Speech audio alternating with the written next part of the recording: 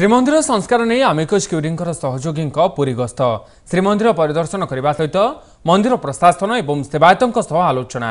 यह अवसर में आनंद बजार में परिष्कार श्रृंखलित दर्शन व्यवस्था 65 वर्ष पर सेवायतों सेवार अवसर प्रसंग वंशानुक्रमिक प्रसंग में आलोचना होता।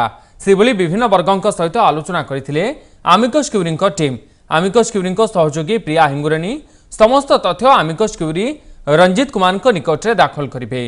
यापर रिपोर्ट अनुधान करी आसंता 22 तारिख में पुरी आसिबे आमिकस क्यूरी रंजित कुमार। 23 तारिख दिन महाप्रभु दर्शन सहित श्रीमंदिर व्यवस्था संपर्क में अनुधान करेंगे।